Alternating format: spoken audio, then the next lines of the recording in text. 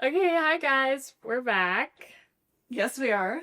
From our It's been a respective while. domiciles.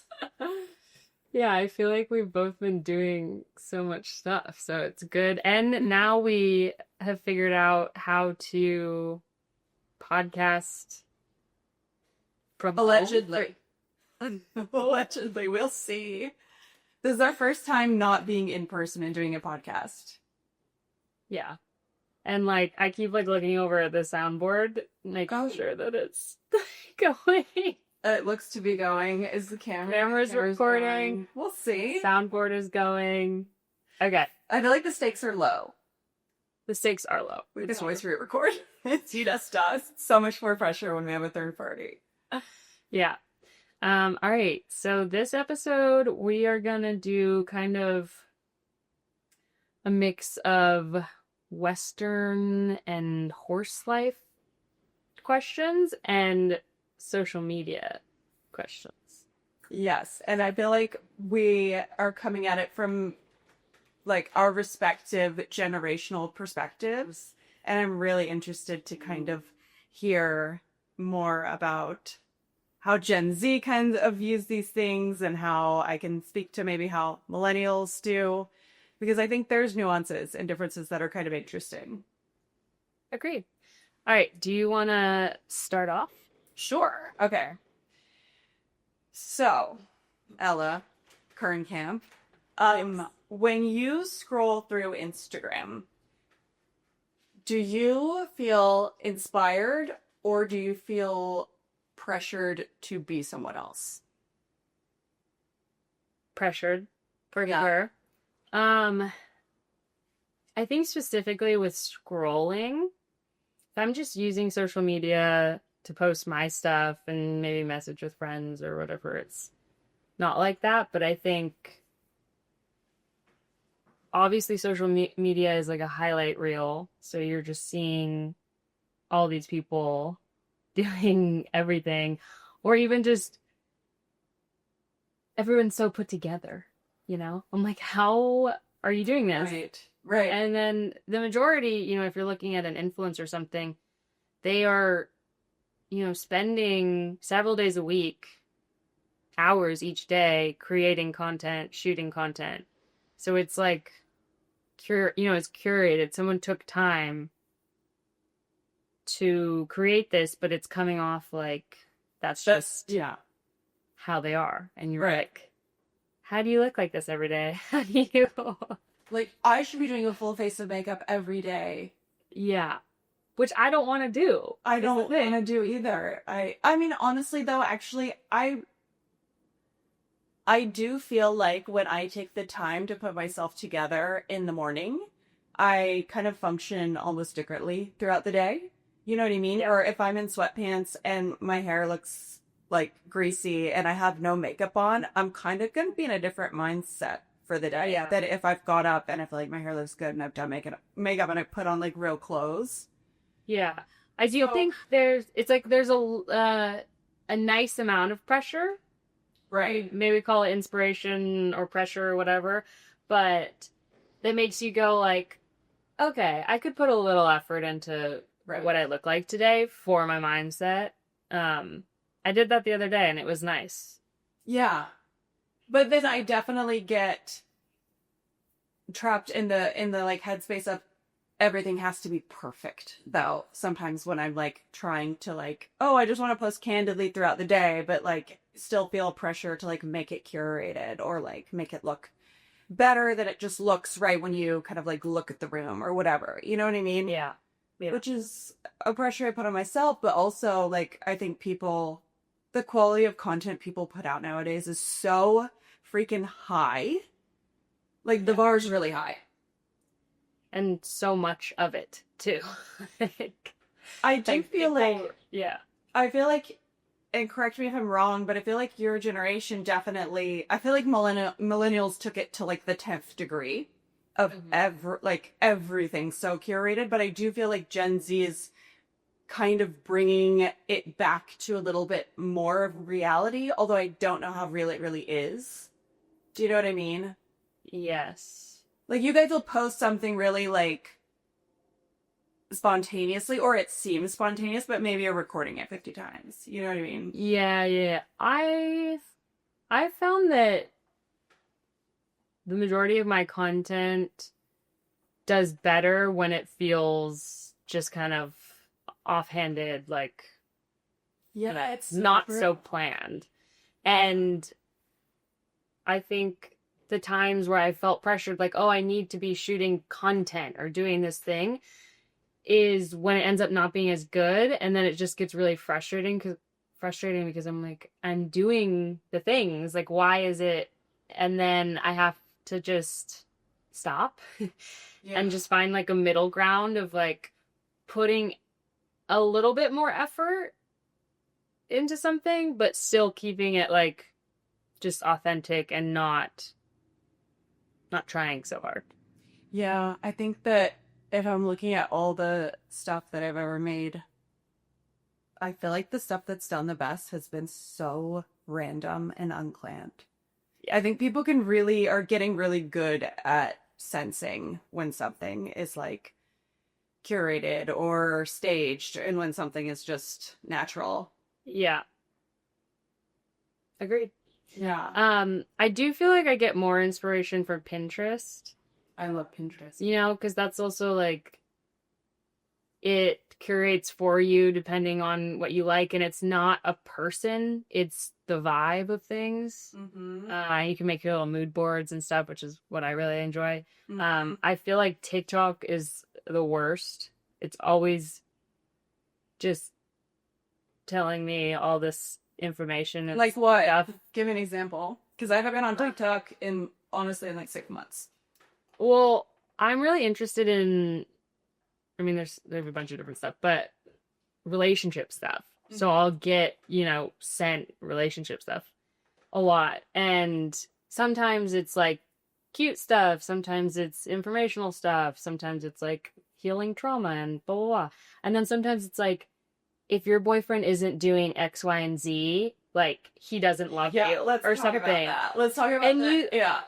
And you like on a conscious level, obviously I'm like, that's stupid, swipe. But it stays in your head. That's the thing, is like your mind is taking in all of this information, and whether or not you're actually being like, that's true, you're hearing that, and then maybe you hear it again, and then all of a sudden your boyfriend doesn't do one of those things, and you're like, what a loser. No. Yeah. And it's it's just where there's so much information. I feel like guys are getting the same messaging too about women. Like every now and then Brian will say something to me and I'll be like, you've been on the internet too much. Yes. It's like that whole red pill thing too, where like young men go down these like Reddit spirals, and it's like women are manipulating you and lying to you and all this stuff, which I didn't even know like people were saying, and then just talking to people and whatever, and it's like, oh, you genuinely think women are like hold all the power and or withholding sex because they want to take the power in the relationship, like that. So far from like, if I'm not feeling like being intimate, like it's not because I'm trying to get power. It's so much deeper about something else in the relationship. And for it to be framed like I'm being manipulative is like insane to me. It's so misleading. Yeah. And obviously there's bad people, like bad men and bad women who are gonna whatever, but the average person is not like that evil about it. Yeah, or like thinking that manipulatively. Yeah. I feel like the people who post that content are, though. I feel like they're really manipulative at their core. I've noticed in general, people often accuse others of things they're guilty of. Yeah. So I think that they're doing a great disservice to a lot of people's relationships. I agree. Because the majority of people just want love and connection. Yeah, I think so. But we have so many different ways of going about how we think we should go about getting that. Yeah. And getting on the same page with your partner is so hard, but so important. Yeah, it's definitely harder to do the work than it is to walk away or 100%. Yeah. Yes. And I remember honestly, like I was before I'm like actually right when I met Brian, I specifically remember having a conversation with my mom being like, it was so new. Like everything, when you're like newly in love with somebody, you just can't imagine a future where there would be an argument. Yeah. or like any problems. And I remember telling her, being like, Mom, no, like if it relationships that are work, you just shouldn't be in them. Yeah. I was so stupid. That's so not true. Like to take two people's lives and bring them together, and you have to compromise on every aspect of life. That's not an easy thing to do, even if you deeply love and respect each other. Yeah. Yeah. Yeah. Yeah. I mean, we'll get more into the relationship stuff in our next thing. So but the social media part of it is definitely influencing a lot of people, even like the Charlie Kirk, Erica Kirk. I don't know if you've been in that universe, but there's been a lot of talk about their relationship too, and it was definitely a more traditional, quote unquote, like the man should be the provider, the woman should stay at home and support. But so that she's a career woman though. And I think that's true of a lot of women, like the Nora Smiths or Ballerina Farm. All of these women are definitely bosses. Like ambitious, career-driven women. It's interesting. I guess they've found a way to kind of do both because they are at the same time raising a lot of children and cooking dinner a lot and keeping a home and like, it's a lot of pressure to put on women to expect them or to even promote the idea. I mean, both are possible. You know what I mean? It is possible to do both, but it takes a very large amount of self-discipline and determination to do.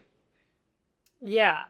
I guess what people get annoyed about is that they are maybe promoting like women stay at home, you know, that whole stuff, but then they aren't doing that themselves. Like they are you know, getting the rewards of feminism and women being able to work and all those things while preaching that like women should, you know, listen to their husbands and raise children. And then again, you know, but I also feel like we're putting words in their mouth. I've never heard Hannah or Nara say that.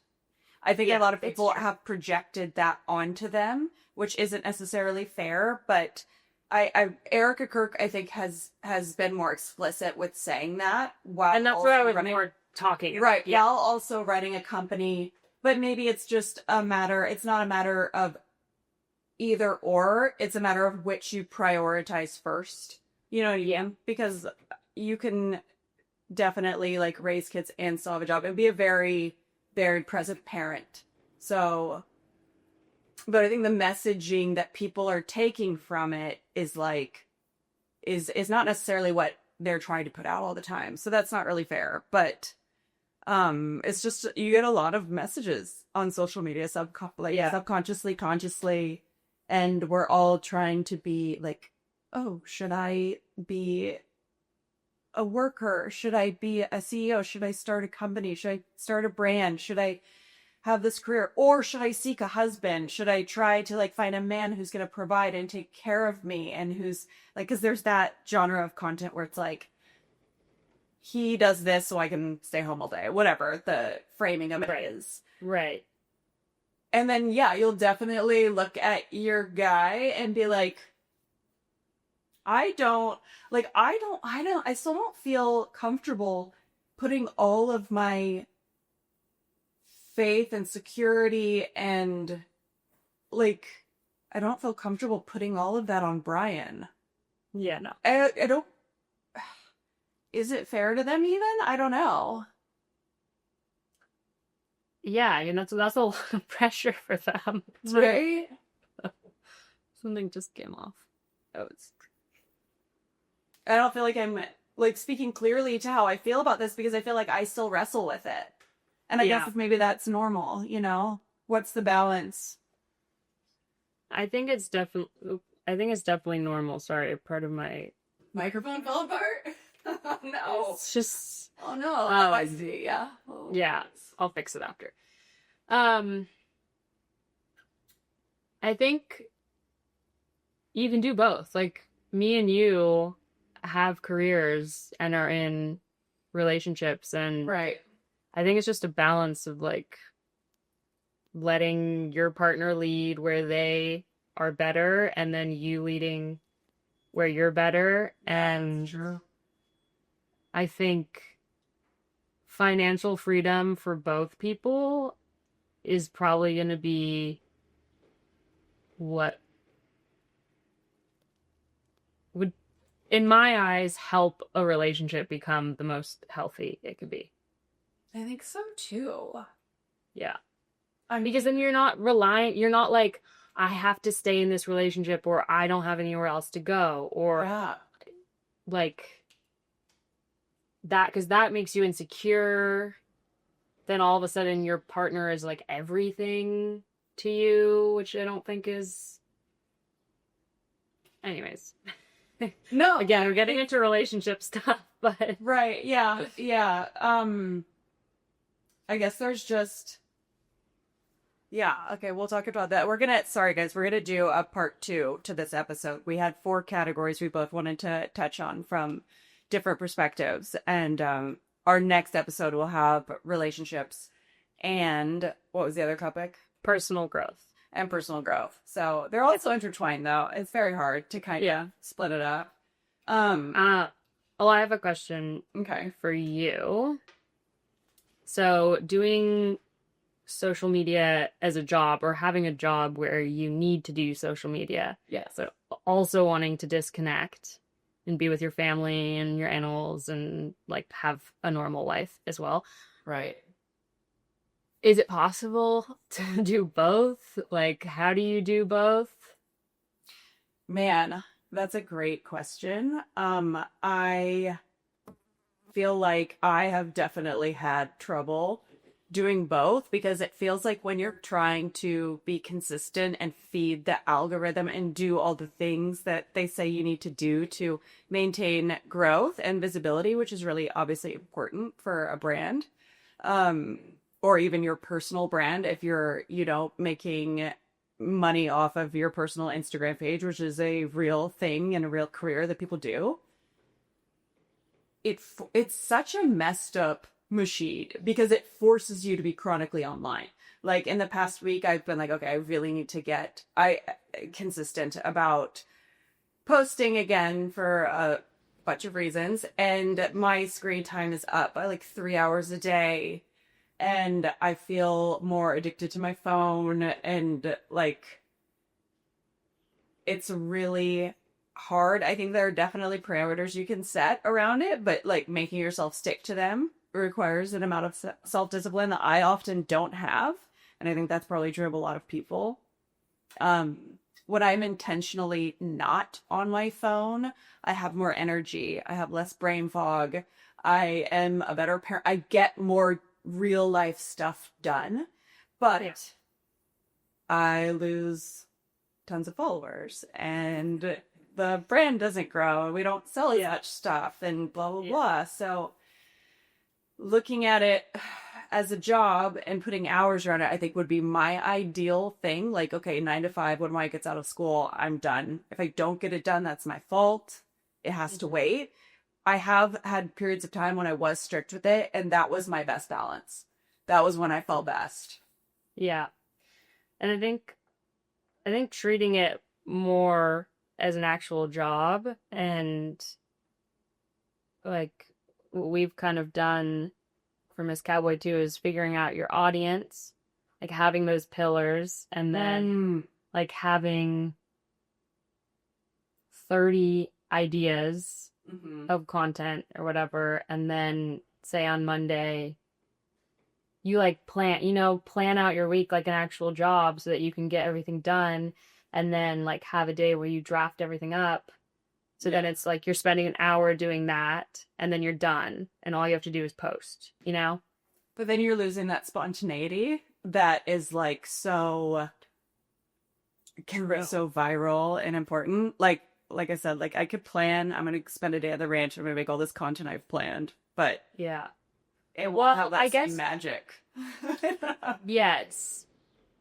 I don't like the day of content thing. I don't think I'll ever be, unless it's like we're shooting something like an actual photo shoot for Miss Cowboy. It does good when we're together for some reason. Those content, and maybe it's because you're not literally out there alone trying to make content that's engaging towards other humans. You're out there alone. It feels like you're alone. Yeah. I feel like for me, it's like, you know, morning routine. And then it's just me filming what I do that morning. Right.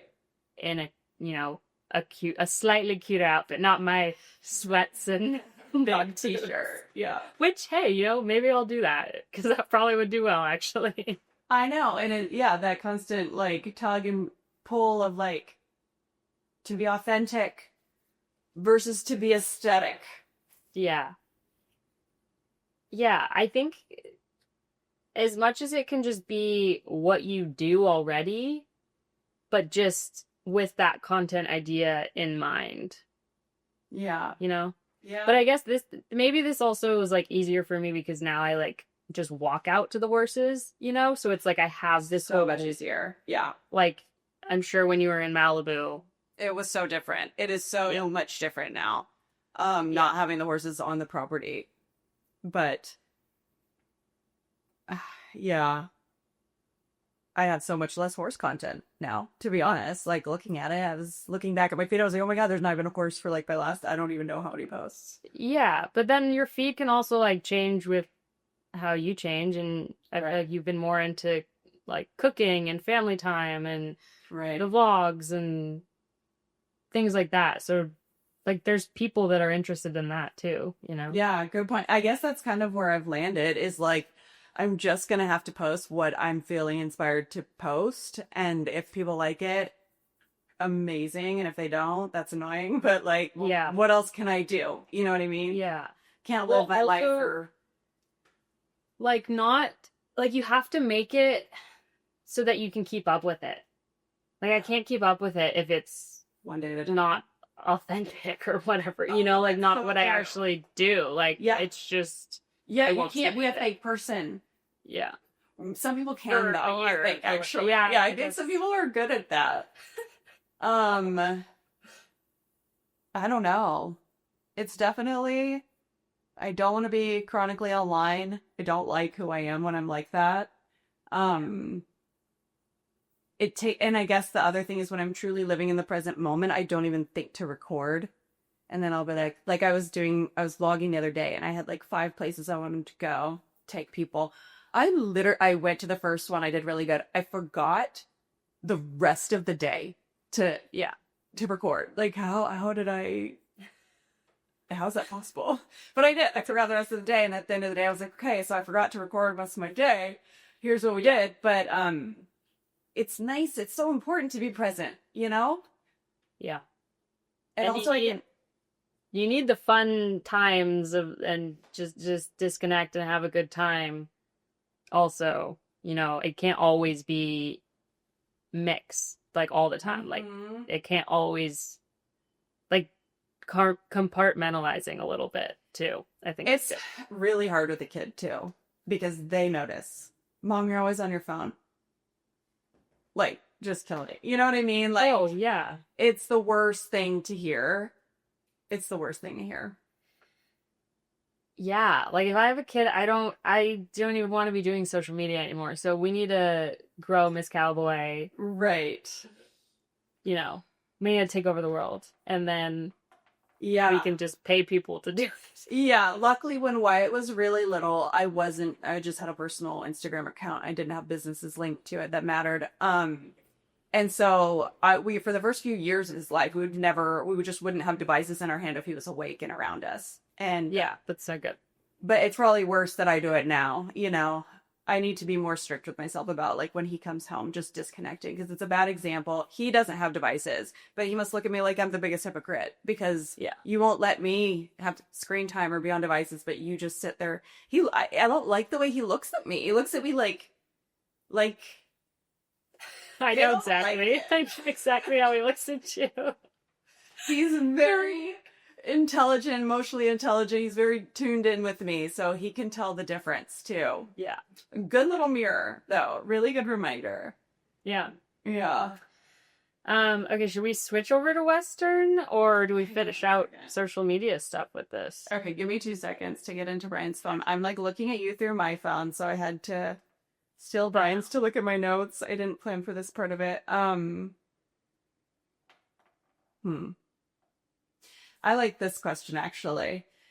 Do you ever feel the pressure to have it all figured out because of social media?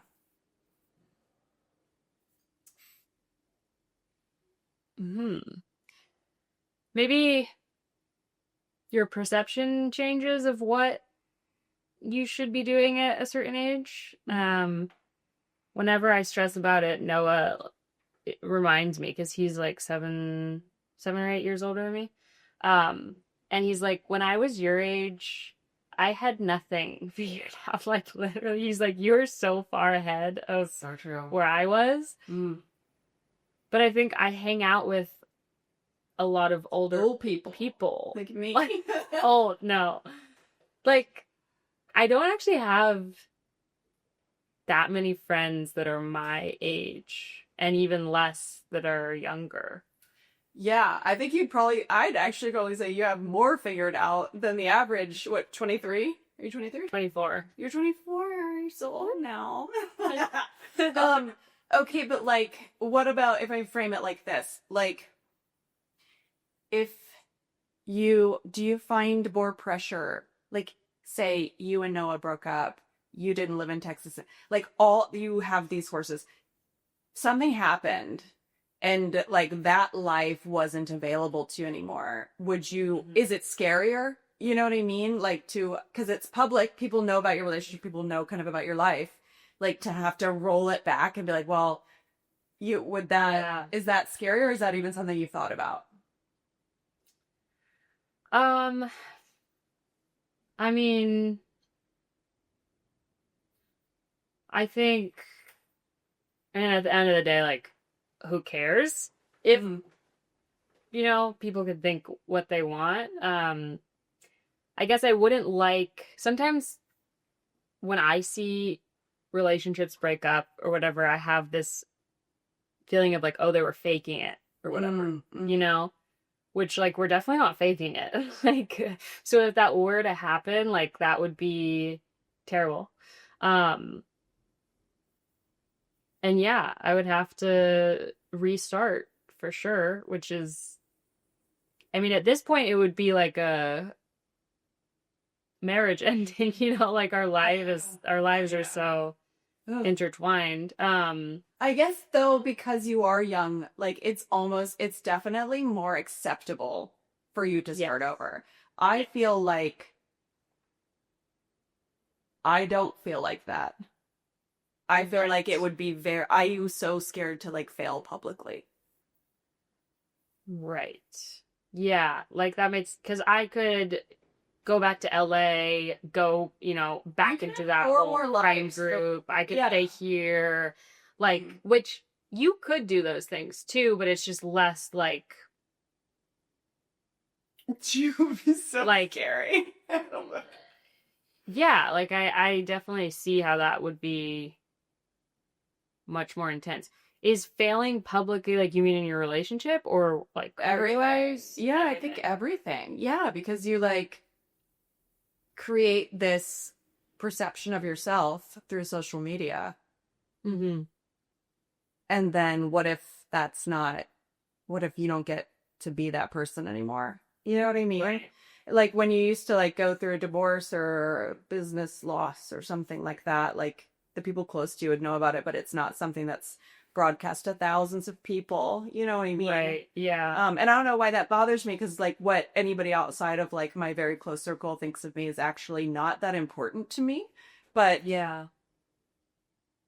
just, yeah, I don't know. There's like a feeling of needing to live up to an expectation that maybe I've just put on myself. Right. And I think with the like Western life and slow living and, marrying a cowboy or whatever, it's like your relationship is now also part of your brand. Yeah. Like Yeah, it's aspirational, yeah, which is why yeah. some people don't post their relationships, and I go back and forth Yeah. for sure because like I love posting what I love. So like I'm always taking photos and videos of Noah, and it makes me happy to like make little videos of us. I like watch them like 15 times, That's so sweet. So I don't want to not post it, but then yeah, you are like opening your relationship up to criticism from the world. Yeah. Well, I guess that can like lead us into our discussion of like the Western space and horses and how that kind of ties into perception and social media and all that. I was actually scrolling yesterday and I saw this acquaintance, and she posted this long post because I knew her from LA actually. We'd worked together randomly. And then she moved to Wyoming, and I don't know her history before I knew her in LA, so maybe she's from the Western world. I don't know. But she like had horses and her own like house on however many acres and donkeys and all of this stuff. And I was like, oh, how cool. Like we've both ended up in this kind of lifestyle. But she posted the other day and she had to like give up her farm and she like moved into a neighborhood and she, was like very emotional about understandably, you know what I mean? But she was kind of saying like, I have been so scared to post about this. It feels like such failure, but like she had got to a place where she was really accepting of it and saw the beauty in the new life that she was starting and stuff. But having this kind of lifestyle that centers around it's so beautiful. You know what I mean? Like it's such a beautiful, it is an aspirational life. It is idyllic to think about like, what if I didn't have that anymore? It becomes a part of your identity. And I don't know if that's good or bad, but it does. Yeah, I know. I think about it too. I feel like I have everything I want right now. Gosh. But thinking about when I was living in LA, like I would work for people and ride their horses. I drive. It's like it's the lifestyle changes, but like you can still be a part of it. Right. And just be around horses. I think that would be the most devastating to me is if I didn't have access to horses. Yeah. But there's always more horses than riders, so that's so true. You can find. Oh yeah, that's a good point. You don't realize that when you're not in the world of horses, that there are so many, like if you have skills and like learn to ride, there's always gonna be people who are like, yeah, my horses need to be exercised, please held. Yeah, and you can build up too. Like if you don't necessarily have the skills, like maybe the job at first is just feeding the horses or carrying them out or, and then you stay with that person for a few months and then they're like, you can ride or, like people have to trust you too. Completely. Yeah. I get a lot of people, for high horse wanting to help, but they don't have any skills. And it's like, you have to have some knowledge. Like you have to take some lessons or do something. I can't, you know what I mean? I can't teach you all of this. It doesn't become help. Yeah. Definitely. Okay. Was there a horse that taught you the most? Oh my gosh. That taught me the most. Yeah. I think that I don't know. I think that horses are kind of like people and they all have different lessons for you. Like they're so unique to me, each one. Like I see them, I don't see horses as horses. I see each one as a very individual creature. Yeah. With completely different personalities and things to teach me. And like, obviously they have some like genetic behavioral things that are similar, but they're so different. each one's Yeah. different. I think when you also have multiple horses, you really start seeing it. Like the three that we have, they're so different. Like, Right? there's no similarities really, aside Describe from that. being a horse. Yeah. Okay, so Loki, he is like the most sensitive. Like if you want to do groundwork or lunging, he's like a dream. He really, really will try for you. Like really wants to be close with you, you know, and like do what you want. But then he like also will buck and stuff if he hasn't been exercised enough because he's so sensitive. Like he can be a little unpredictable in those moments. He also kind of bullies the other horses. He steals their food. A punk. A little punk. And then Frog is he's gotten better, but he had like bad ground manners. He would like, you know, you'd try to pick up his feet and he'd like try to bite you or whatever. We obviously put a stop to that. But then once you get on him, it's like a dream to ride, and we put beginners on him and it's just like go have fun. He bites Toad, leaves like marks, but he's like kind of scared of Loki. And then Toad is like, you put him in the round pen and he will just not move if he doesn't want to move. Like you have to like, you know, keep bothering him. Then we'll have like standoffs, you know. Will he kick at you when you keep trying? No. Well, he's like such a sweet, goofy horse.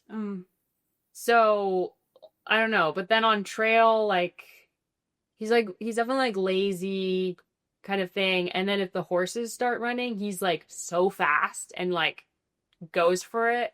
I don't know. But yeah, I feel like Loki has probably been the horse that's taught me the most about like patience and going slowly and like the importance of teaching the little things, you know? Like when I take my time with him, he's like the most insane horse. Yeah. You know, but if I rush it, you know, shit goes wrong. So it's true. Yeah, I think that like horses in general have made me, I've always been pretty emotionally aware, but now I feel like even more so. I feel like I'm aware of how my body language and energy might be affecting others. I'm also very aware of how others are affecting others. I'm like more aware of these like energies that we're always putting out and receiving because horses are just so sensitive to it. Yeah, well, they can sense your heartbeat from like 4 feet away. Yeah. Which is just crazy. And the fact that they're prey animals, you know, like they have to be hyper aware. And if I'm feeling like there's a threat, they sense that and they're like, where's the threat? I feel threatened too. But we do that to each other too as humans. Like somebody being, I was like, if Brian is upset with something, I won't necessarily be upset with the same thing he's upset about, but I'll be getting upset because he's upset. It's like that mirroring neurons that we have. I mean, we have it just like horses. You know what I mean? Yes. And also, this is why equine therapy is a thing, because sometimes the issues you have with horses are often replicated in your relationships and stuff. Like, I noticed my dad was here and he's the one that taught me to ride, and he's very like intuitive with horses. And so he was watching me ride and he was like, you know, Loki and I were doing my thing, like it was going great, but he's like, you're so quick, like you are looking for the moment that he makes the mistake. Like you're riding, you know, but you're like waiting for him to make mistakes so that you can, you know, clip it and then like move on. And it's not like, not in a bad way, but like it's like, it is like, you know, I'm trying to train him and everything. So I'm like waiting for that moment that he makes a mistake. And he's like, there's too much of that and not enough rewarding of the good behavior.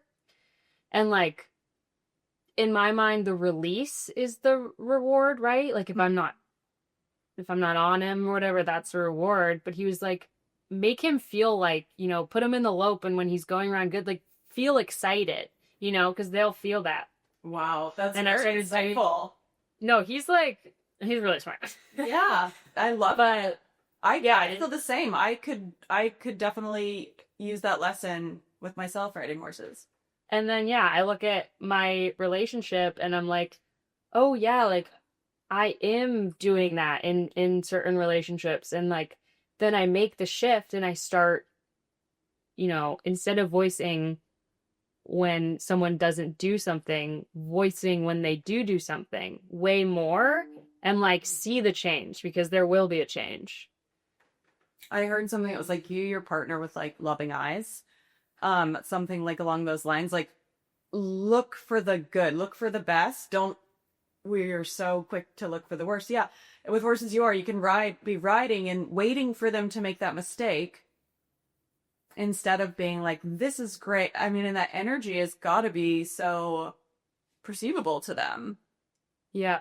And we were also like working on just in the round pen, like loping and then in the middle lead changing, which is like decently hard to do in a round pen, but Loki, like I've struggled with with him in arenas and stuff, but my dad was like, no, like do it. And he was showing me. And then he was basically saying that I was like not giving him enough warning, like not letting him know, like, this is what we're gonna do. And then I did, and I wasn't so quick, with my hand to like pull him. I was like, this is what we're gonna do, like, can you do it, kind of thing. And then he just like put his feet exactly where they needed to be, and he just did it himself, so giving people the space too, right?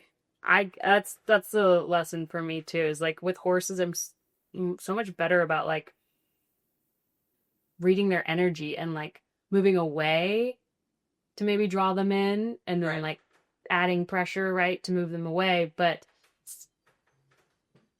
sometimes with people, I don't do that, right? If a person's moving away from you, you kind of like want to move closer to them. But sometimes it's better to move away from them to draw them closer to you.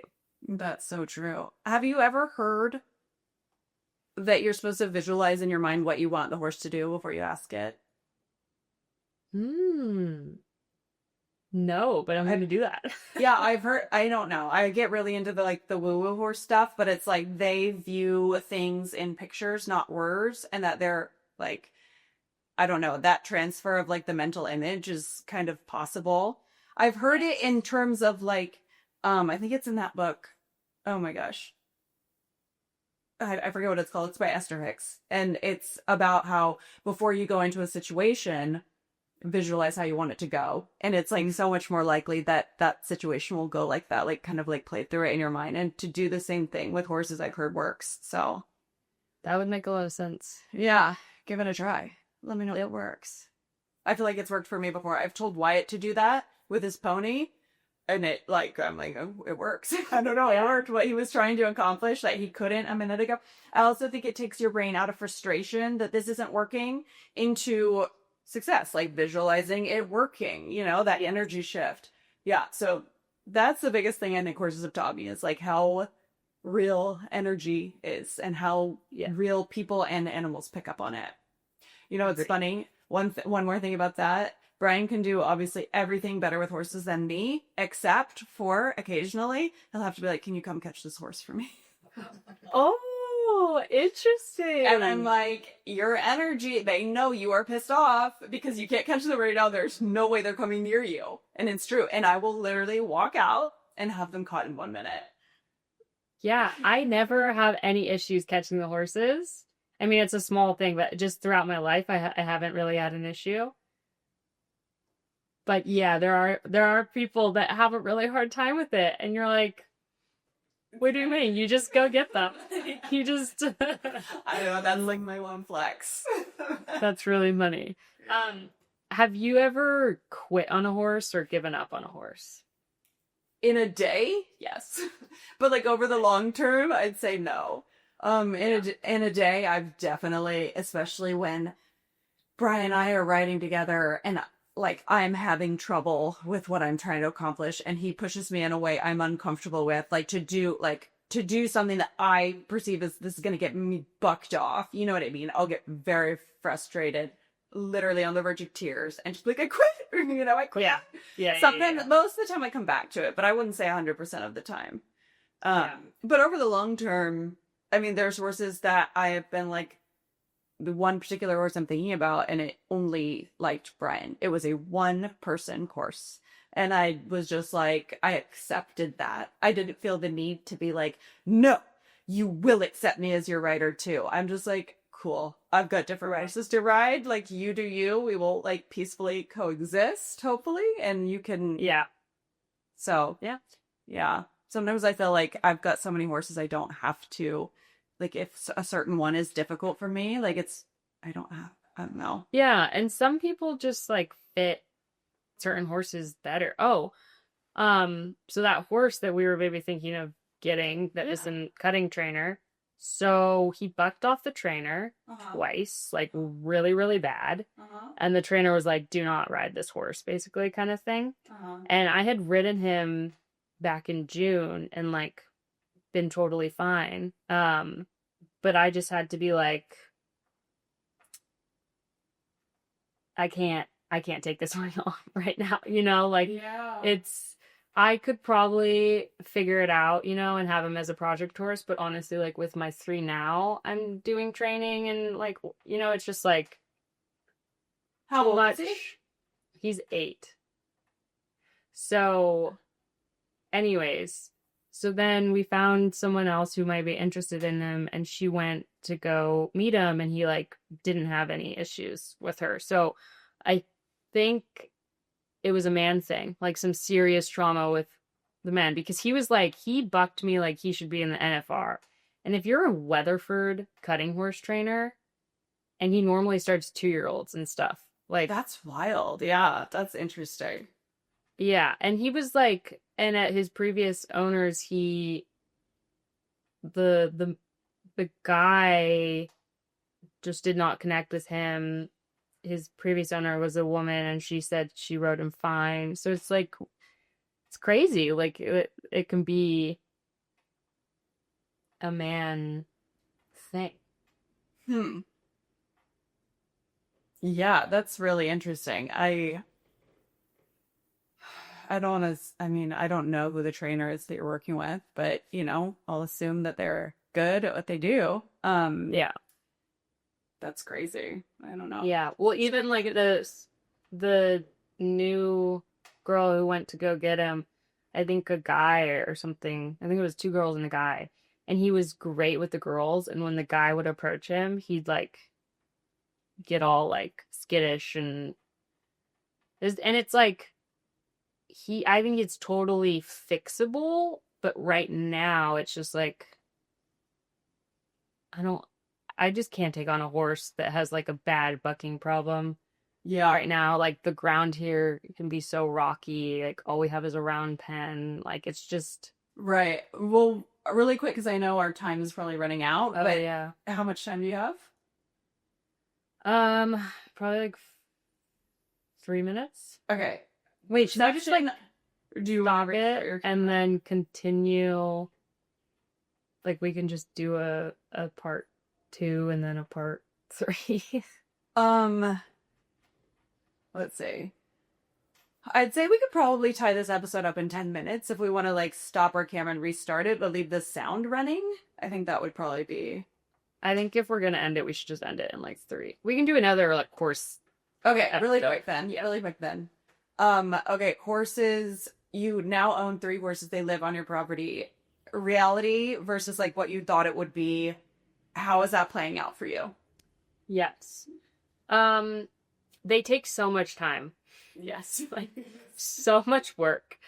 And then they will have things like Loki steals the other horse's food, and then Toad lets the other horses steal his food. So every day when I feed them, he has to be taken out, tied somewhere, left to eat his entire thing, which can he's a slow eater. Like, it can be like an hour and a half, 2 hours sometimes. Like, he's just like, whatever.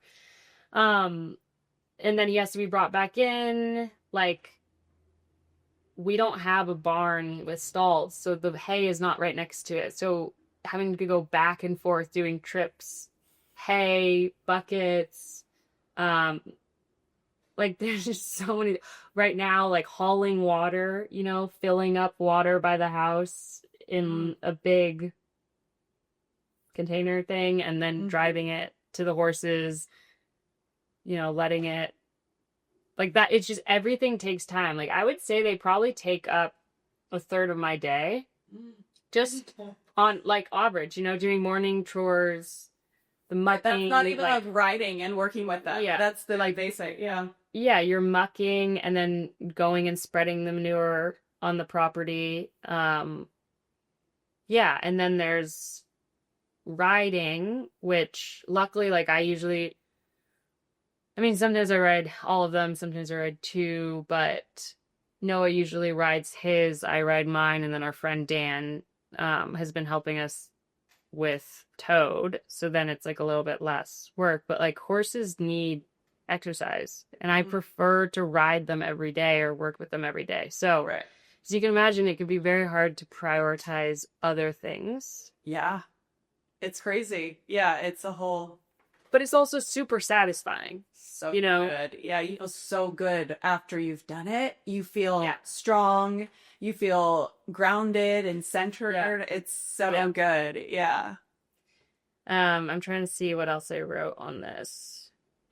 Oh, it also, like, we can give such great experiences to people with horses, and for us, it creates a community. Like, I love having people over and teaching them to ride. You'll never have a shortage of people who want to come over. I will always have friends. Yes. So many friends. Yeah. So that's nice. And then also, like, figuring out what to feed them and how much to feed them. Each one of my horses is different in how they hold their food. So like Loki will never have an issue with him being too skinny. Toad, I feed that mofo so much goddamn food and you can still like see his ribs slightly. And I'm like, how? Like, it's just like people. Yeah. For metabolisms. Yeah. And then there's also the injury side of things and, you know. Oh my God. Lame. Wait, I didn't even tell you this. The other day, out of nowhere, Candy was in the back pasture, hauls ass, jumps the fence. This is my 14-2 cutting horse. Cuts her leg, obviously, because she can't jump. But, like, yeah, jumps the fence. In the, like, that was so bizarre. Can you even? Like... Wait, what? Why? Nothing was happening. What? Okay, I also have a story yesterday. And this was so stupid of me. I tied him to a tree. I was literally just running to go get my glasses and helping my dad with something by the round pen. It was like a tree that we had cut down. A heavy ass fucking tree. And Loki is sensitive. So I was like, he's definitely not, he's going to just pull a little bit and he'll know not, you know, it's like, but it was a little windy and he spooked. So he already, and I'd done like a super loose slip knot, whatever. He takes the entire tree. He is galloping all around our property. The lead rope is between his legs. The tree is behind him. Galloping all around. He goes down to the other side of our trailer. Like, I'm running down there. Noah's running over there. And he's down. He's laying down. Oh, God. And we're like, Noah's like, oh my God, I'm going to have to like... Put a horse down. He's dead. Yeah. He's broken his legs. Yeah. So Noah runs down there, has a knife, luckily, cuts the lead rope, and he stands up, and he's totally fine. Like, has no issues. Noah literally said his leg was, like, up behind his head. And I'm like, how? I don't know. Anyways, so that's just, like, the reality of having... That was horrendous listening to that. I don't think, like... Yeah. Or, like, the concussion from 3 weeks ago. Like, it's just, like, there's always an emergency Just always be ready for an emergency. It's so true. And on that note, guys. Okay. We'll see you on the next one. Yeah, we'll see you later. Bye. Okay, bye.